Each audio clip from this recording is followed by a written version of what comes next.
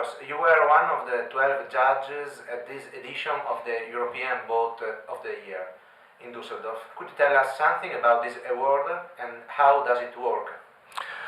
Well, it's been working for 10 years now, and the system is very simple. We, the members of jury, choose the boats that will be nominated, talk to the yachts that produce them, so they will provide us with a boat that we can sail, and we have two locations, one in the Atlantic in either Southampton or Holland, another in the Mediterranean. This year it was La Spezia, some years it has been Barcelona in Spain, and we sail all the boats. All the juries sail all the boats and then discuss what they've seen, what they've appreciated, what they've tried, and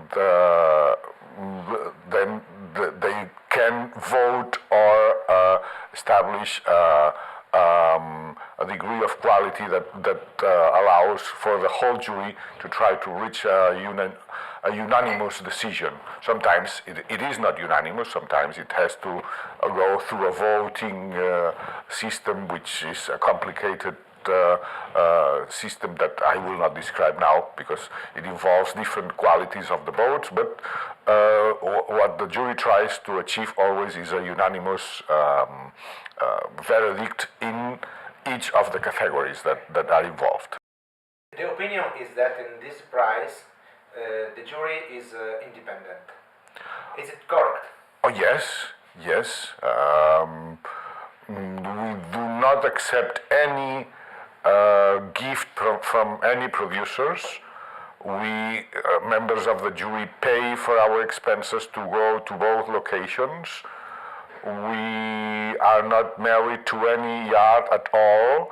In fact, there is one strange rule that works that says that each member of the jury cannot vote for a boat that's produced in his country. You know that we come from 11 different countries, so an Italian jury cannot vote for an Italian boat.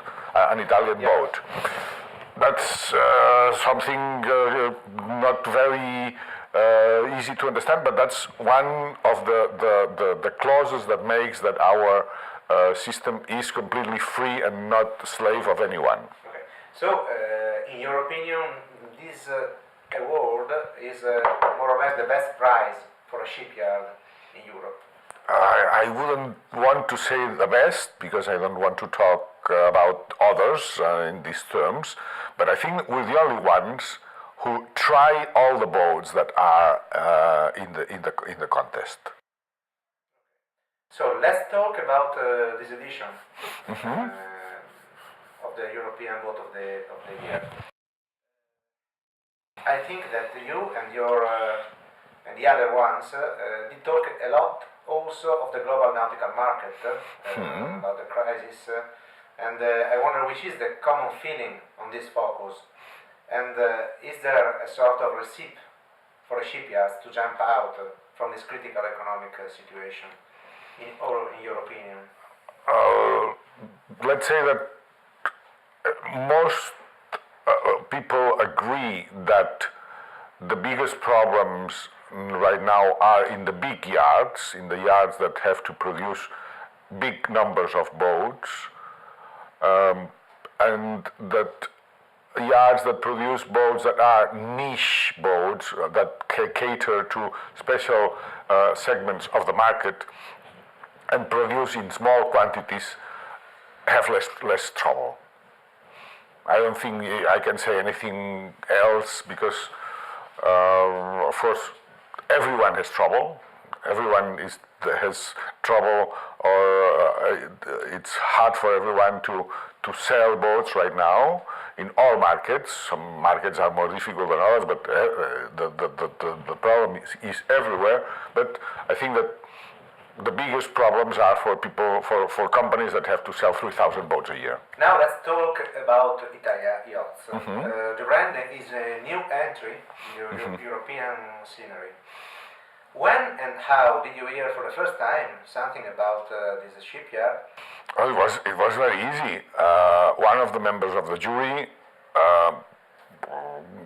told me and other people of the jury during 2012 told us about this boat, and then the Italia Yachts organized a sail trial in the Venice region in June, I think it was, in June 2012, or maybe earlier, maybe it was May, I don't remember right now. And I traveled there to cover this sail trial for the magazine that I worked for, and I sailed the boat, and I was very impressed. And then it was very easy that in the process of nomination, I made sure that the boat was there, and I think I wasn't the only one. So, which are the main characteristics of Italia 1398 that did positively surprise you? I would focus on two special things. One is performance. She's a very good sailing boat. She sails very well. She gives the kind of sailing performance that people who have raced and done sailing in long passages demand or ask for. And then aesthetics. She's beautiful outside, inside, and that's something that I think is a very good added value for a yacht that costs a certain amount of money and that you want to keep for a long time. The mission was to project a yacht with good sailing performance, easy handling, and superior comfort experience, with a contemporary look, but without forget some classic criteria. Do you think Italia 1398 hits these goals? I think all of them. Yeah. She's very elegant. She's got a very good mixture of classic and contemporary.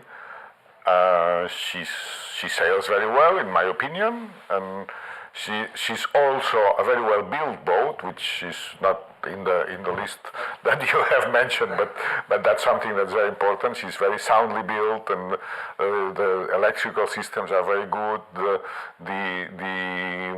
The piping is very good. All these things are really very professionally done and well thought. And she has an accommodation inside that's very comfortable and also beautiful, and that makes you feel like you're living in a very nice place. So I think it does cover all the goals. Tell us more about your sailing experience at the helm of the boat. Well, what I remember is that she was very easy to accelerate. She managed to get an amazing speed in very light airs. She was very close to hull speed immediately after when we had 6-8 knots of wind, and that she felt really very nice at the helm and very responsive and very faithful again. So there's very few complaints I can make about how she sails. Maurizio Cossuti will thank you for your opinion.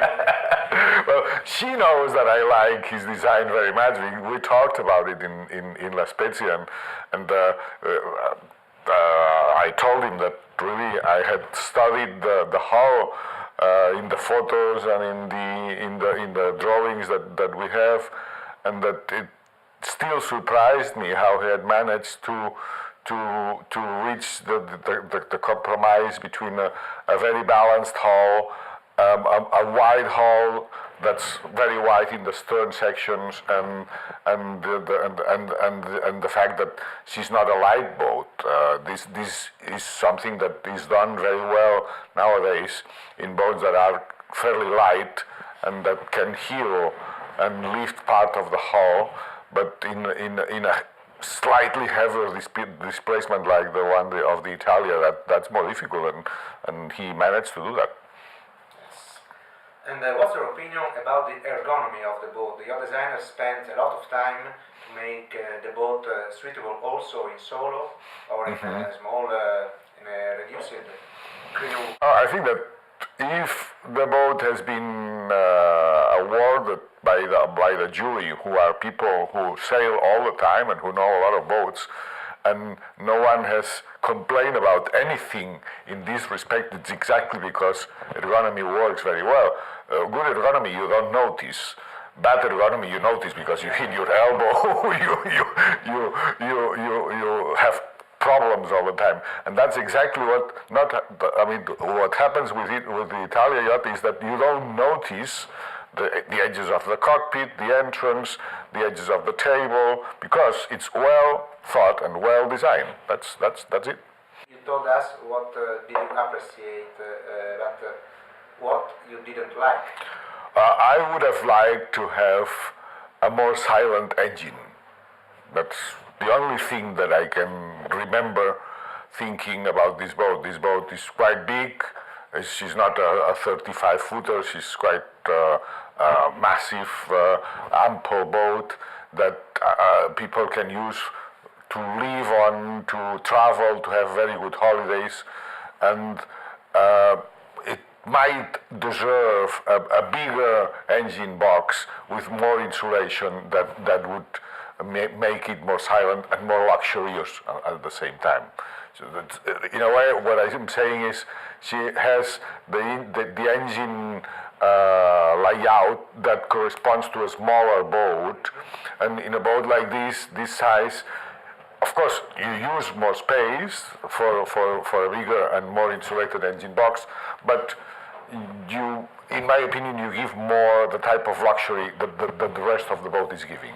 Well, I think that the yacht or the designers and the wood makers did a great effort in detailing and making sure that the ambience achieved by the woodwork was great and elegant and a very nice experience for the people on board.